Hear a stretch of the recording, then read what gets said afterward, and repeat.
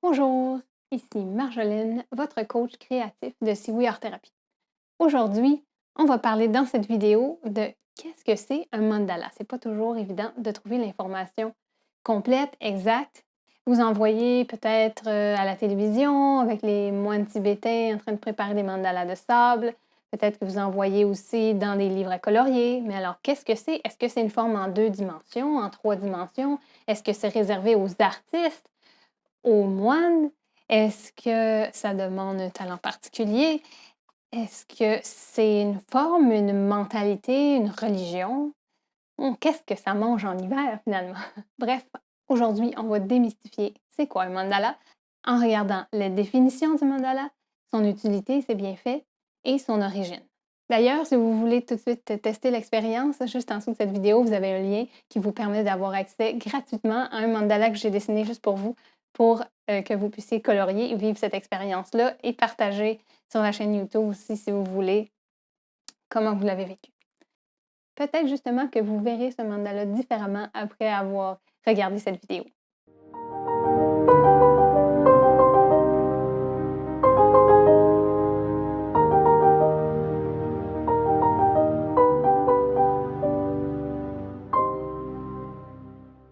Donc, je suis Marjolaine Sioui de Sioui Art Thérapie. Si vous voulez en connaître plus sur moi, il y a une autre vidéo sur cette chaîne qui vous permet d'aller comprendre mieux mon parcours. Commençons maintenant par la définition du mandala. En fait, mandala vient du mot sanskrit, vous savez, cette langue d'où proviennent les mots yoga, mantra, chakra, par exemple. Et ça vient du mot mandel. Le mandala qui signifierait cercle, ou plus précisément cercle sacré.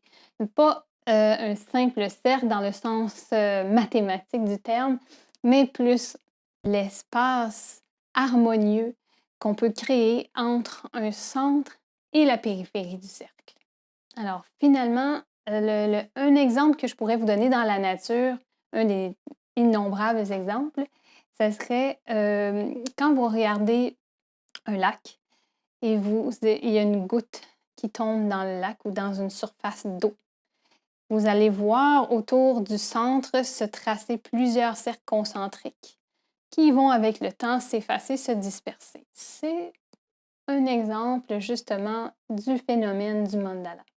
Vous avez aussi un lien avec le nombre d'or, en fait, justement parce que le mandala respecte les règles du nombre d'or. Si vous voulez en savoir plus à ce sujet-là, n'hésitez pas à commenter en dessous de la vidéo pour nous poser vos questions. Maintenant, pour les bénéfices et l'utilité, en fait, du mandala, c'est un support à la méditation. C'est pour ça qu'on peut l'appeler aussi une méditation active. Ça permet de développer sa créativité et son expression artistique. Alors, pour les bénéfices que ça nous apporte, justement, tout ça, ce sont des bénéfices très proches de ceux de la méditation. Si vous voulez savoir un peu plus qu'est-ce que ça m'a apporté à moi, il y a une autre vidéo à ce sujet. Mais en général, parmi les nombreux bénéfices, on retrouve le fait que la vitesse du pouls diminue et donc ça apporte une certaine relaxation. Ça permet aussi de revenir dans le moment présent puisqu'on se concentre sur notre action et on prend notre temps. Donc, ça relativise aussi beaucoup de choses. Par la même occasion, ça permet de réduire le flot de pensée et donc de diminuer le stress et l'anxiété. Tout ça, mis ensemble, nous permet de revenir, de voir un peu plus clair. Comme vous vous rappelez mon exemple avec l'eau, ou si on marche, par exemple, dans l'eau d'un lac, on va avoir l'eau qui se trouble jusqu'à la surface, mais grâce à cette activité de dessin, de création ou de coloriage de mandala, ça va permettre d'apaiser toutes ces, euh, tous ces mouvements qui troublent un peu la transparence de l'eau. Si on le compare avec notre esprit, donc tous les mouvements qui se passent dans notre tête, tous les mouvements des pensées, c'est tout à fait normal d'ailleurs. Ça bouge toujours, ça bouge beaucoup là-dedans. Donc, ça va nous permettre d'aller calmer un peu, de laisser reposer, retomber tout ce qui était en mouvement vers le fond et comme ça de voir beaucoup plus clair à travers ce qui se passe à l'intérieur de nous. Ça permet aussi d'aller chercher notre enfant intérieur, d'aller voir où est-ce qu'elle est notre créativité, explorer tout ça. Maintenant, d'où ça vient? On a parlé du sanskrit des Indiens tout à l'heure, mais en fait, le mandala est quelque chose qui a été utilisé dans énormément de cultures à travers les siècles, les millénaires, les continents. Par exemple, les Amérindiens. On en a aussi donc chez les moines tibétains, chez les Indiens. Si vous pensez aux rosaces dans les églises, par exemple, chrétiennes, dans l'architecture gothique, on va retrouver aussi beaucoup de ces formes-là.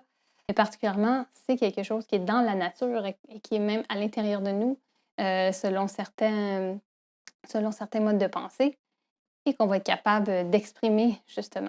En résumé, qu'est-ce qu'on a vu aujourd'hui? On a parlé de la définition du mandala, de ce que ça nous apporte et de son origine. À vous maintenant d'essayer avec le mandala que je vous ai préparé gratuitement avec le lien qui est en dessous de cette vidéo.